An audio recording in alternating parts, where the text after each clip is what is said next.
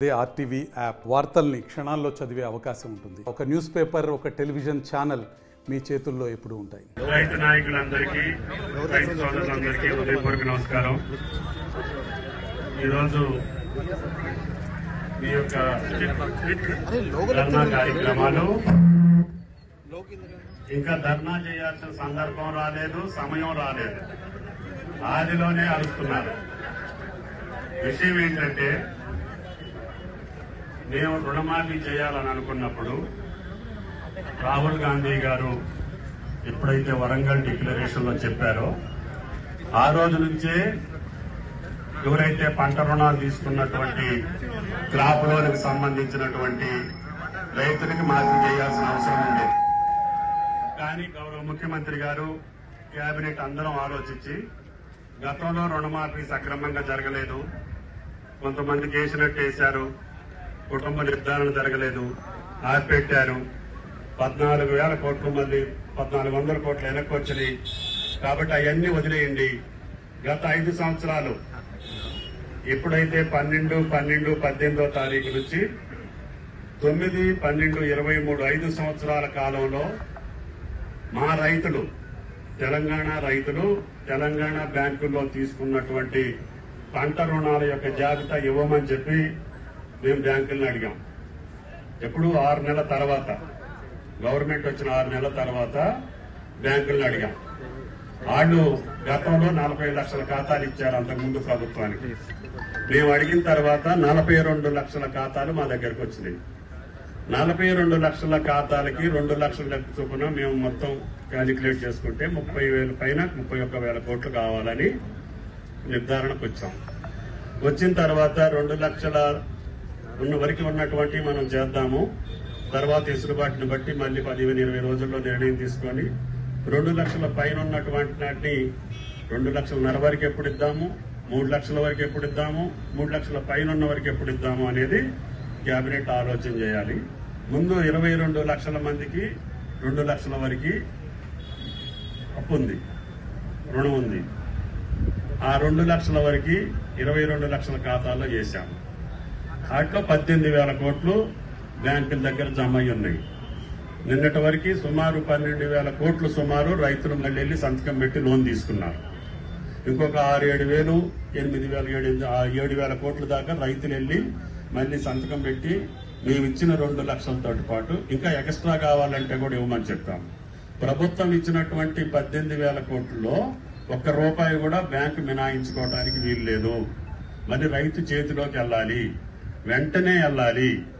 మొన్ననే 4 రోజుల క్రితం ఎస్ఎల్బిసి మీటింగ్ పెట్టి 42 బ్రాంచ్ల మేనేజర్లందరినీ పిలిచి, హెడ్స్ ని, మీరు డిస్బర్స్మెంట్ సక్రమంగా చేయట్లేదు, త్వరగా చేయాలి.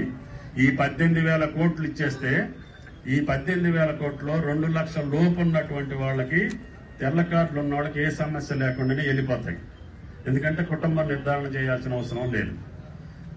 తెల్ల కార్డు లేనటువంటి పాస్బుక్ల మీద లోన్ ఉన్నటువంటి వాళ్ళ ఖాతాలని ఇంటికి వెళ్లి మేము సుదర్శన్ గారి కుటుంబంలో ఎంతమంది ఉన్నారు, హేమంతరావు గారి కుటుంబంలో ఎంతమంది ఉన్నారు చూసి అక్కడనే అప్లోడ్ చేయొచ్చు.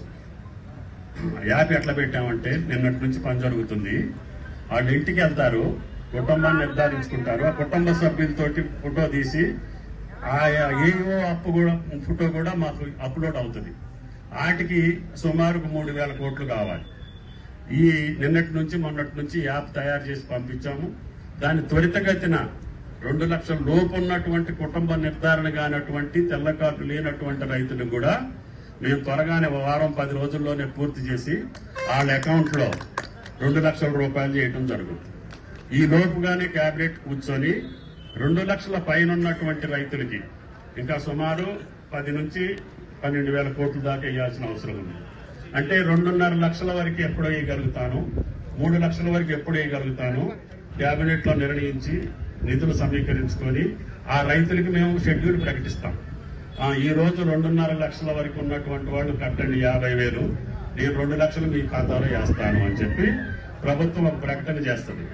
తప్పకుండా మేము అనుకున్నటువంటి 31,000 కోట్లు రైతు చేతిలోకి వెళ్లేదాకా మాకు బ్యాంకులు అయితే ఏదైతే 42 లక్షల ఖాతాలు ఈ రైతులు మాకు అప్పు ఉందని ఇచ్చారో ఆ 42 లక్షల మందిని కంప్లీట్ చేసేదాకా ప్రక్రియ కొనసాగుద్ది. కానీ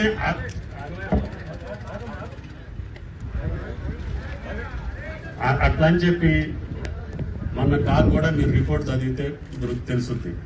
గత ప్రభుత్వంలో ఏమీ చేయకుండా ఇష్టం వచ్చినట్టుగా దుర్వినియోగం చేశారు. వెళ్లాల్సిన రైతుకి వెళ్ళలేదు.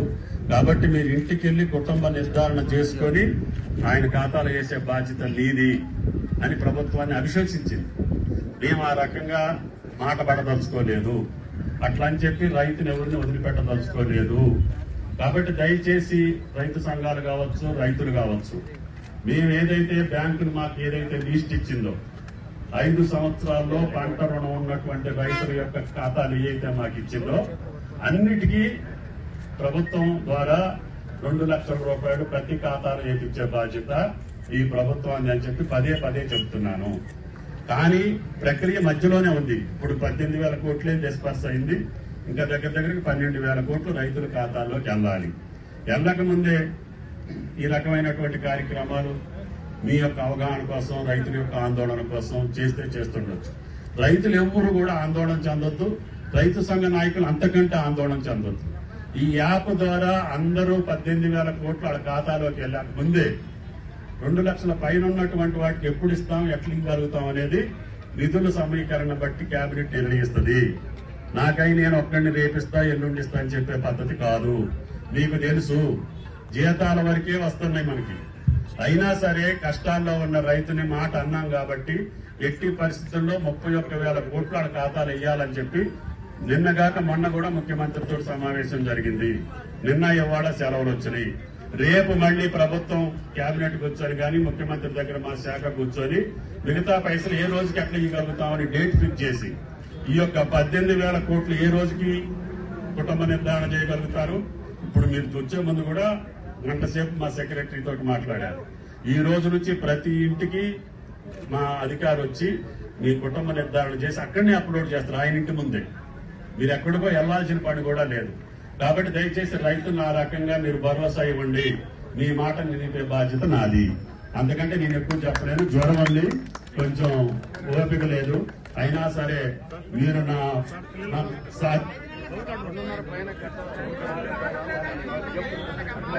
కట్టాల్సిందే. కుటుంబం ఆగండి, దానికి కూడా చెప్తా. 2,50,000 ఆగవయ్యా బాబు, మాట్లాడుకోండి. ఎందుకు మాట్లాడతారు?